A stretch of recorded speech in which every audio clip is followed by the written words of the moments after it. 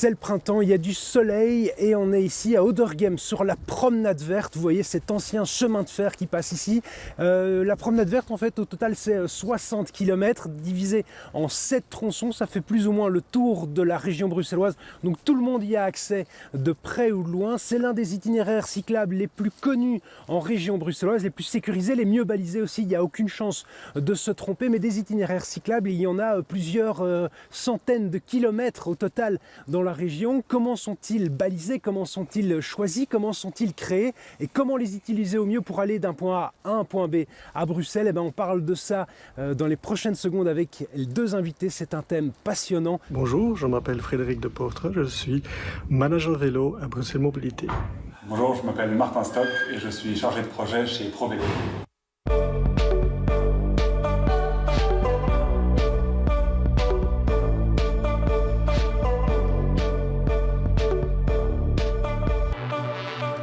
Bonjour à toutes, bonjour à tous, ravi de vous retrouver dans le tram. Messieurs, bonjour. Vous êtes deux cyclistes avertis, Frédéric, on le voit d'ailleurs sur votre pull. Si je vous dis mobilité en 2023, Frédéric, un petit mot pour parler de la mobilité en 2023, qu'est-ce que vous diriez, vous? Pour l'instant, ça grince un peu, donc je dirais friction. Friction. Et vous, Martin? Moi, je dirais plutôt transition. Transition. On va parler des itinéraires vélo aujourd'hui, un thème passionnant. Les beaux jours sont de retour depuis peu. Si vous n'avez pas sorti votre vélo depuis un bout de temps, c'est le moment de faire l'entretien. Et on regarde un petit peu à quoi ressemblent les itinéraires vélo aujourd'hui à Bruxelles.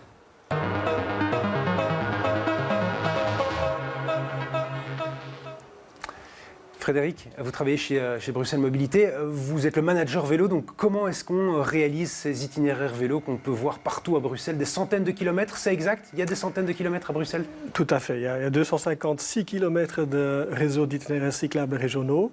Ça, c'est un réseau. L'autre réseau, c'est plutôt le réseau constitué par les grands axes, et donc c'est encore une fois 200 km de réseau plus qu'on appelle dans le plan régional de mobilité, réseau constitué de grands axes et de cyclostrades qui vous amène en dehors de Bruxelles même. C'est quoi un itinéraire cyclable? Est-ce que c'est quelque chose qui est défini sur papier d'avance ou alors de facto c'est quelque chose qui est en rue, qui est un dispositif cyclable qui se transpose après sur une carte?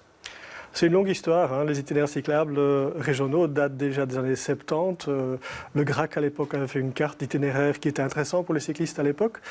On a fait une étude en 93, donc ça date, c'est 30 ans, pour faire un réel réseau continu avec une certaine interdistance des pôles d'attraction, etc. Et donc ce réseau, il a été défini par les usagers eux-mêmes. Par les usagers eux-mêmes. C'est pas vous, Frédéric, manager vélo? Pas du tout. En fait, c'est des itinéraires qui avaient déjà à l'époque, sans aménagement, un certain potentiel. Ils avaient comme point commun qu'ils évitaient les grands axes, qui à l'époque n'étaient pas du tout équipés pour accueillir les vélos. Et donc, ce réseau, il emprunte des petites rues, des rues qu'on peut apaiser, où on peut diminuer la pression de la circulation automobile, réduire les vitesses, mais avec un peu de frais. Finalement, ce réseau, il fonctionne déjà, même sans aménagement, il est intéressant.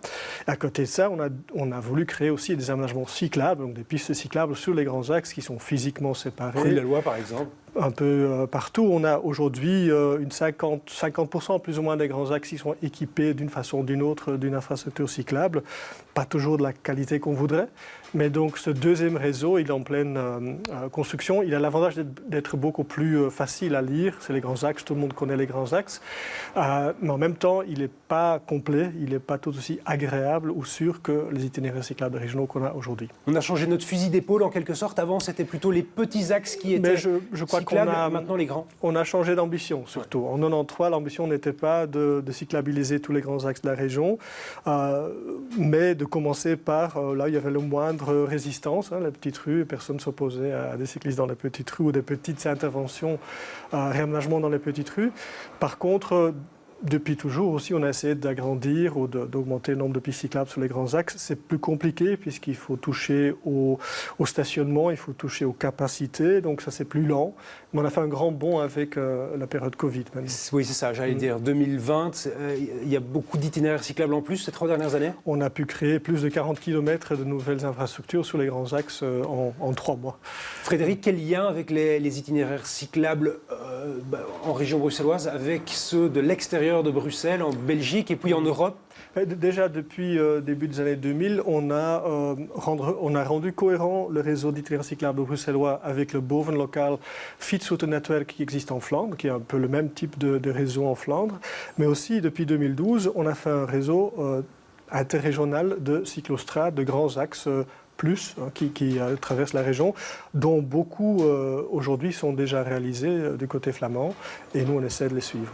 Martin, je voyais sur le site de ProVélo qu'il y avait de nombreuses cartes cyclables, pour Bruxelles bien sûr, mais aussi pour l'extérieur des frontières bruxelloises et des frontières belges. Je voyais même des cartes cyclables pour les États-Unis.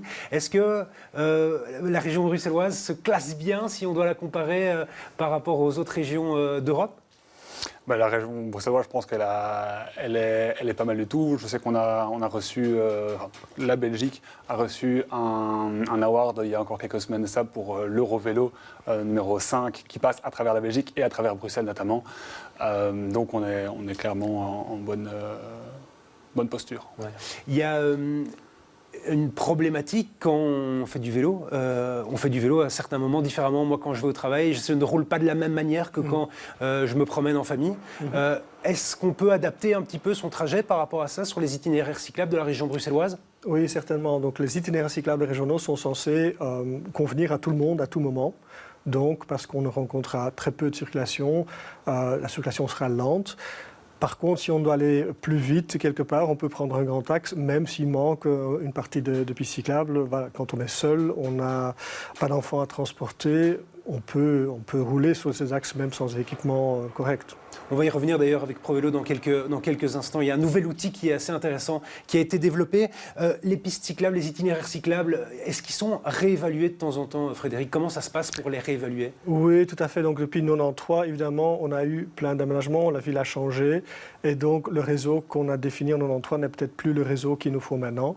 On a demandé aux collègues du GRAC, le Fietsersbond, d'évaluer les réseaux d'itinéraires cyclables régionaux tels qu'ils avaient été définis en 1993 pour voir s'il n'y a pas d'autres itinéraires entre-temps qui sont devenus plus attractifs, plus intéressants, puisqu'il y a eu des mesures de circulation, il y a eu des aménagements cyclables, donc ça peut changer les réseaux. Donc cette évaluation est en cours, notamment aussi avec un vélo mesureur pour mesurer la qualité du revêtement. On vient d'en toucher un mot avec vous, Martin. On est en 2023, il y a de nombreuses applications, il y a Google Maps, mais il y en a plein d'autres qui permettent de faire un trajet quand on va d'un point A à un point B dans Bruxelles, et ça c'est très pratique si vous prenez le vélo dès demain. Entre chez moi à Etterbeek et la rédaction de BX1 à Molenbeek, il y a environ 8 km. Mais tout dépend évidemment de l'itinéraire que je prends à vélo. Il y a certains itinéraires qui sont plus directs mais plus vallonnés. Et puis il y en a d'autres qui sont plus rapides mais moins sécurisés. Lequel choisir? Si vous hésitez comme moi, c'est tout le temps le cas. Eh ben, je connais quelque chose qui pourrait vous intéresser. On en parle dans les prochaines secondes.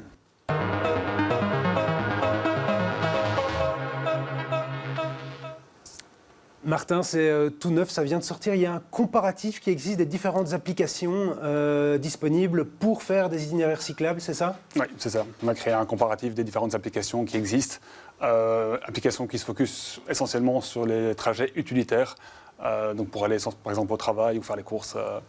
Voilà, l'objectif, c'est vraiment de proposer un outil qui est facile à utiliser, un comparatif facile à utiliser pour accompagner les cyclistes qui soient débutants ou expérimentés dans leur trajet quotidien pour qu'ils puissent choisir celui qui est le plus adapté. La majorité des téléspectateurs qui nous regardent, ils utilisent probablement Google Maps. Il y en a plein d'autres alors, des applications? Oui, il y en a plein d'autres. Spécifié vélo? Spécifié vélo, et je dirais même que Google Maps, c'est l'outil à ne pas utiliser. Pourtant, il y a le petit vélo de temps en temps. Hein. Il y a le petit vélo, mais c'est vraiment pas, voilà, c'est pas l'idéal pour l'instant en tout cas. Il y a des applications vraiment qui sont développées uniquement autour du vélo et autour de, pour donner l'itinéraire le plus adapté au profil, aux besoins de chaque utilisateur qui va utiliser l'application ou le planificateur. Et donc moi, ça veut dire que si je veux aller plus vite d'un point A ou un point B, ou alors de manière moins vallonnée, c'est possible de choisir ce genre de critères? Oui, donc toutes les applications vont avoir différents critères sur lesquels qu'on va pouvoir choisir. Donc effectivement, si on a un vélo électrique ou classique par exemple, si on veut un trajet effectivement rapide ou bien beaucoup plus confortable, si on veut avoir des endroits à visiter sur le chemin aussi, il y a plein de critères qui existent et chaque application propose des différents. C'est un tableau, hein, justement, on va y jeter un petit coup d'œil. Et alors, est-ce qu'il y a une application dans les 8 ou 9 que vous comparez qui tire son épingle du jeu? Elles ont toutes leurs avantages et leurs inconvénients, ça dépend vraiment de ce qu'on cherche. Il y en a qui sont gratuites, il y en a qui sont payantes, il y en a qui sont selon le modèle freemium, il y en a qui permettent d'allier trajets utilitaires et trajets loisirs avec des propositions de balades. Il y en a qui ont un guidage vocal, d'autres pas. Donc il faut vraiment, moi j'invite vraiment à les télécharger, à essayer et voir laquelle est la plus adéquate. Important quand on est à vélo, est-ce qu'il y en a certaines qui s'utilisent hors ligne aussi par exemple? Oui, c'est aussi parmi, je pense, dans le tableau comparatif, on a notamment indiqué celles qui s'utilisent hors ligne ou pas. Donc oui, ça peut tout à fait s'utiliser hors ligne. Et alors, moi je suis cycliste, est-ce que je peux également rajouter certains détails sur les cartes, comme ça peut être le cas sur une certaine application que beaucoup d'automobilistes utilisent pour éviter la radar?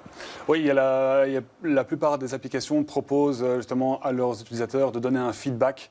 Et donc de communiquer, de contribuer en quelque sorte à améliorer le trajet qu'il aurait proposé et que l'application va proposer aux futurs utilisateurs. Au niveau de la région bruxelloise, il y a aussi une application qui est particulièrement utilisée avec une carte en open source, Frédéric, je ne me trompe pas?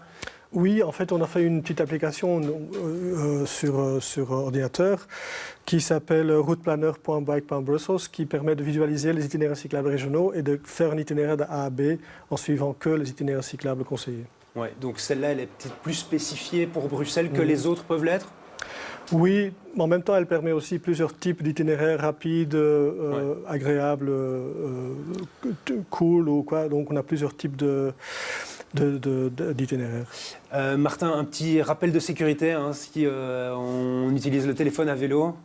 Donc d'abord, si on va à un endroit où on ne connaît pas spécialement la route à vélo, effectivement préparer l'itinéraire. Et alors, si c'est un trajet court, on mémorise. Si c'est un trajet un peu plus long, qu'on aura besoin d'avoir un visuel, évidemment, acheter un support pour mettre le téléphone sur le guidon, mais pas rouler avec le téléphone en main. Merci à vous, messieurs. Merci à vous aussi de nous avoir suivis, comme d'habitude, nombreux ce vendredi soir. Vous avez compris, hein, donc si vous cherchez un itinéraire pour vous déplacer à vélo, consultez chez ProVélo le tableau comparatif qu'ils ont pu faire. Et puis n'hésitez pas à télécharger les applications pour voir laquelle vous correspond le mieux. Merci à toutes et à tous de nous avoir suivis. On se retrouve la semaine prochaine, même heure, même tram, pour un autre thème passionnant de mobilité.